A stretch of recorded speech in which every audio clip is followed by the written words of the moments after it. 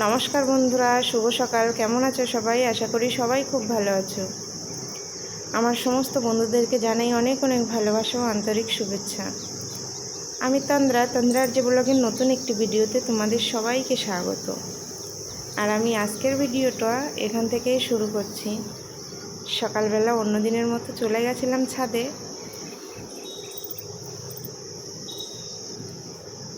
তাই ভাবলাম ছাদের আমি এই সুন্দর পরিবেশটা একাই দর্শন করছি, তো আমার বন্ধুদেরও শেয়ার করি। সকালবেলার অন্য কাজকর্মগুলো সেরে রান্নার তৈরি করতে হবে তো মাছগুলো আমি বের করে ভিজিয়ে রেখেছি। বরফ জমে গেছিলো, তো বরফটা গলতে একটু টাইম লাগবে। এদিকে আমি গ্যাস ওভেনগুলো জমিয়ে নিচ্ছি, এগুলো সেট করে নিচ্ছি। আর এই কাজগুলো আমার বড় ছেলে কিন্তু খুব ভালোই করে। তো আমার বড় ছেলে এখন এই মুহূর্তে বাড়ি নেই, ও গেছে বাজারে। তো এগুলো আমিই লাগাচ্ছি। একদিকে দুধ গরম বসাবো আর একদিকে ভাতের জলটা তুলে দেব। আর ভাতের জলটা তুলে দেব, জলটা গরম হয়ে গেলে তারপরে যদি আমি চালটা দিই, বেশিক্ষণ আর লাগে না ভাত হতে। দেখো এদিকের ওই গোল ওটা লাগাতে আমি ভুলে গেছি, আবার দুবার আর ওটা নামিয়ে তারপরে লাগাচ্ছি।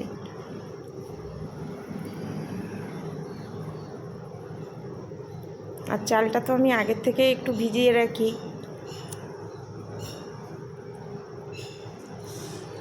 ভিজিয়ে রাখলে ভাতটা ভালো হয়, ভাতটা একটু লম্বা লম্বা হয়। আর দুধ গরম বসিয়ে দিয়ে বেশিরভাগ সময়টাই তো আমি ভুলে যাই, গ্যাস বাড়ানো থাকে, আর দুধ পড়ে পুরো গ্যাসটাও নষ্ট হয়, দুধটাও নষ্ট হয়। আর এই রান্না করি, কাজ করি, আর বাইরের দিকটা একটু ঘুরে ঘুরে দেখতে আমার খুব ভালো লাগে। এই অভ্যেসটা আর কোনো দিন যাবে না। আর কি করেই বা যাবে? এই চার দেওয়াল ঘরের মধ্যে থাকি, এই সামনেটা একটু দেখার দৃশ্য আছে, ওই সামনেটাই একটু দেখি। এই যে মাছের বরফগুলো না গলে গেছে, এবার দেখো। এবার এই মাছগুলো আমি সুন্দর করে টুকরো করে কেটে নেব, কেটে নিয়ে ধুয়ে জল ঝরিয়ে নেব একটু। এই এত মাছ, বিশ্বাস করো আমার একদম খেতে ইচ্ছা করে না, কারণ এই মাছ মাংসের প্রতি আমার বেশি ঝোঁক নেই। ব্যাস ছেলেরাও মাংসটা খায়, মাছটাও খায় না, কিন্তু ওর বাবা বেশি পছন্দ করে। আমার ইচ্ছা হয় না, মন থেকে চায় না যে আমি এক পিস নিয়ে খেয়ে দেখি। তবে কলকাতার মাছ হলে একটু খেতে ইচ্ছা করে, আমাদের এখানকার মাছ আমার তো একদম ভালো লাগে না আমার কাছে। আর মাছ মাংসে একটু নুন হলুদ মাখিয়ে রাখলে আগের থেকে দেখবে ভালো হয়, আর ওর মধ্যে স্বাদটা ঢোকে, নুন হলুদটা ঢোকে, ফিকা ফিকা লাগে না ভেতরটা। তো আমি চেষ্টা করি হাতে টাইম থাকলে একটু আগে মাখিয়ে রাখার।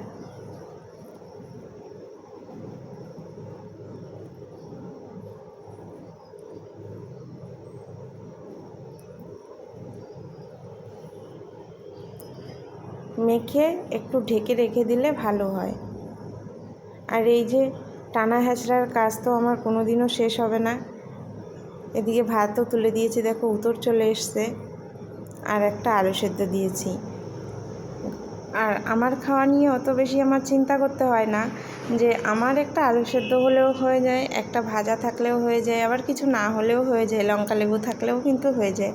তো আমি এমন একজন মানুষ, তো আমার মাছ মাংস অত বেশি ভালো তো লাগেই না, তার জন্য বাড়িতেও অনেক অসুবিধা হয়। এই যে মাছগুলো রান্না করব, তো স্বাভাবিক কেউ একা খাবে আর আমরা খাবো না, তো তারও হয়তো খারাপ লাগে। তো বিশ্বাস করো, মন থেকে যদি না চায়, সেটা জোর করে তো আর খাওয়া যায় না। দেখো এদিকে ভাতও আমার প্রায় হয়ে গেল, তো একদিকে মাছ ভাজা বসিয়ে দেবো, তারপরে ভাত হয়ে গেলে ভাতটা নামিয়ে নিয়ে এদিকটা কড়াইটা দিয়ে দেবো।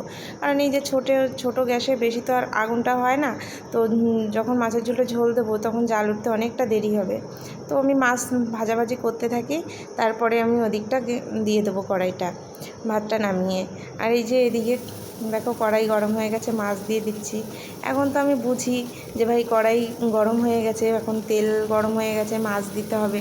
কিন্তু এমনও একদিন ছিল যে আমি বুঝতে পারতাম না, কড়াই হয়তো গরম হয়নি ভালো বা তেলটা গরম হয়নি ভালো। বড় বড় মাছগুলো যে দিয়ে দিতাম ভাজার মাছগুলো, তো দেখা যাচ্ছে কড়াইতে লেগে গেছে নিচে, আর উঠছে না। মানে একটা লজ্জার ব্যাপার, লজ্জা, ভয়, কীরকম যে লাগতো আর কি বলবো। এখন তো অনেক কিছু বুঝি, কত কিছু যে বুঝে গেছি, শিখে গেছি, আমি নিজেও ধারণা করতে পারি না। কারণ এটাই স্বাভাবিক, সব মেয়েরা কিছুই জানে না, অনজান থাকে সব কিছুর থেকে, কিন্তু সময়ের পরিস্থিতিতে তারা সব কিছু মজবুরিতে শিখে যায়। সমস্ত কাজকে কিন্তু শিখে যায়। আর বিশ্বাস করো, আমার আগে আমি কোনো দিনই কাজ পারি না সেটাও না, আলস সেটাও না, কিন্তু আমার বাবা কোনো দিন আমাদের করতে দেয়নি। জানে একদিন না একদিন তো ওদের সব নিজে করতেই হবে, তার জন্য।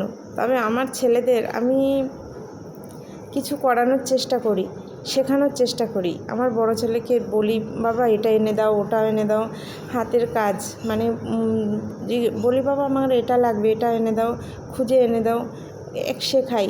কারণ করা ভালো, ছেলেদেরও করা এগুলো ভালো, শিখে নেওয়া ভালো। সময়ের পরিস্থিতিতে যাতে ওরা সব কিছুর সামনাসামনি করতে পারে, যখন যেরকম পরিস্থিতি হোক। তো তার জন্য কিছু কিছু করানোর শেখানোর চেষ্টা করি। আর সময় হালাত না সব কিছু শিখিয়ে দেয়। আমি নিজের থেকে বুঝি যে কত কিছু জানতাম না, বুঝতাম না, তো সময় পরিস্থিতি সব কিছু শিখিয়ে দেয় সত্যি। আর এই দেখো, ঝোলে আমার জাল উঠে গেছে, আমি এই মাছগুলো দিয়ে দিচ্ছি।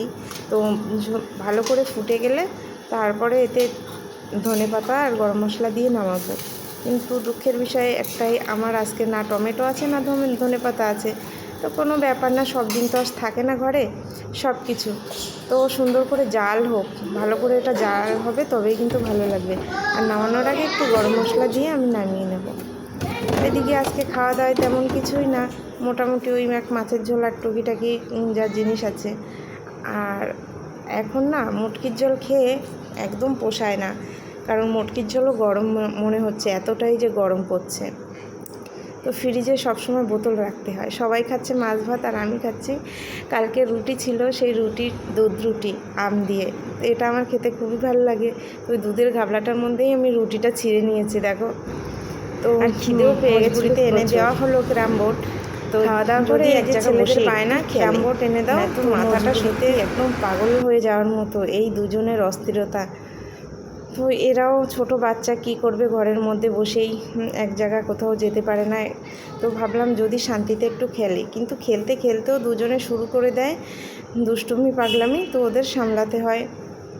তো আজকের ভিডিওটা বেশি আর বড় করছি না বন্ধুরা, তোমরা ভিডিওটি দেখো, যদি ভালো লেগে থাকে লাইক কমেন্ট শেয়ার করো, আর নতুন বন্ধু যারা আছে সাবস্ক্রাইব করে পাশে থাকো। আবার দেখা হবে।